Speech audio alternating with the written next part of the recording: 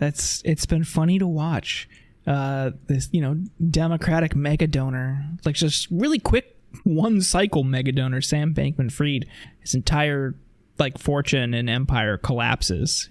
It was funny to see all these different things that emerged after that whole thing imploded. Like he was in some weird polycule, but then also all of the other things he wanted to start, like he was like funding a grant for ProPublica. He wanted to start a Substack competitor.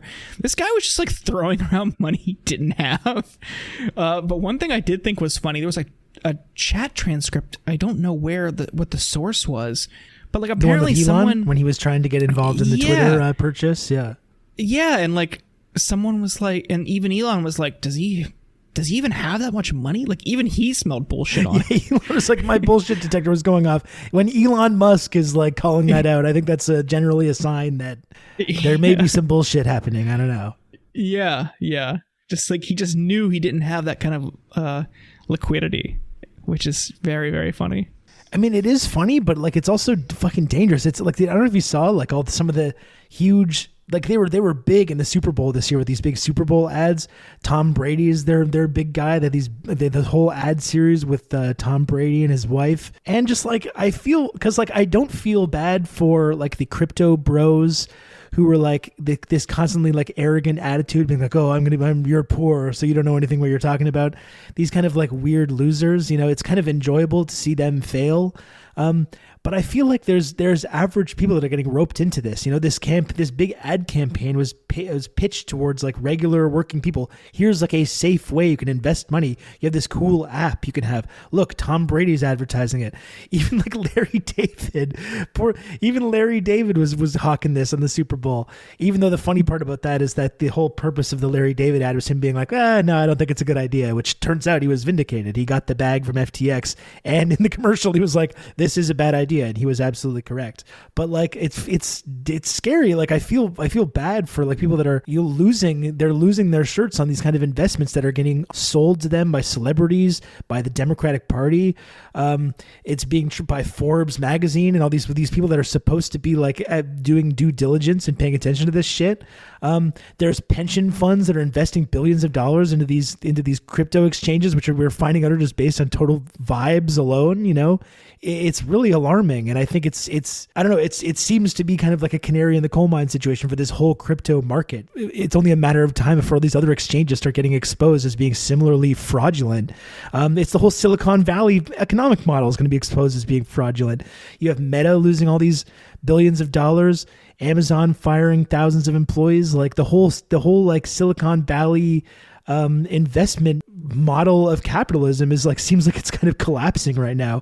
Even though you can laugh at like tech bros or weird crypto weirdos that are losing in that scenario, it's going to have all kinds of other consequences, which we don't even know what those are going to be yet. Yeah, that's the one thing I do think people should be cautious about. Like and even myself, like to an extent, this is funny, but it's really sad when people lose what little disposable income they do have on these types of risky speculative investments, just because the premise, when articulated by people in power or people hawking this shit, is this will help you, save for retirement. This will help create a more firm financial footing. And those people never get mentioned in these conversations. It's always, oh, this Sam Bankman-Fried guy lost billions. Like, haha, that's so funny. But he took a lot of people down with him. I don't know to what extent people have invested, most of their money or assets into this type of stuff. That's really tough to track because of how crypto is structured. But there are people who do see this as, even if they acknowledge it's a pipe dream, it's something that they're willing to try just because they don't have a guaranteed firm financial future. Well, no, like everyone's they don't have an investment account. Yeah, everyone's material conditions are deteriorating. Housing is more expensive. Education is more expensive. The social safety net is going away. And rather than like this, like the state, like the U.S. government actually stepping up to like resolve that problem, even if they might have like pitched a few things in their Build Back Better framework that didn't end up passing, that's leaving this like it's leaving an opportunity for these kind of like parasites in the financial markets or in the Silicon Valley to appeal to that and say like, this is how you can be financially secure in the future. This is how you can have a retirement. This is how you can have savings, because all of that security is going away for most people. And like, as more of this starts to collapse, it's just that's going to be exposed as being a total fantasy, and people are, what meager savings they do have are going to get lost. Yeah. Yeah, I feel bad for those people. I don't feel bad for the people who... No. You know, if it's like a Tom Brady, I don't know to what extent that's true, but I don't feel bad if it's like a Tom Brady losing a ton of money type situation. Like that's funny, but nothing else is.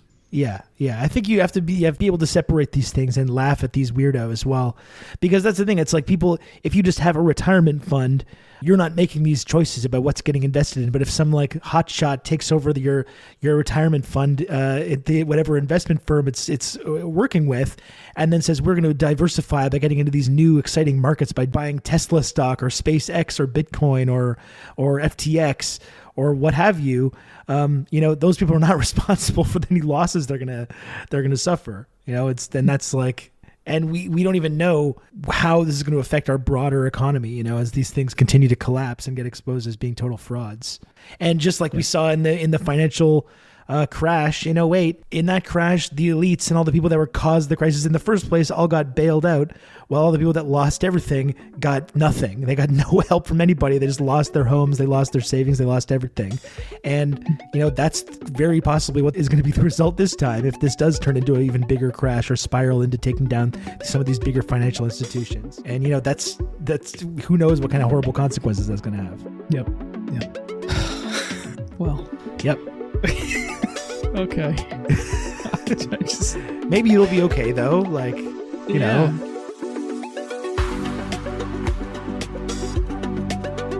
Thank you for listening to this sample of the Insurgents podcast. To hear the rest of this episode and for more bonus content, please subscribe at theinsurgents.substack.com.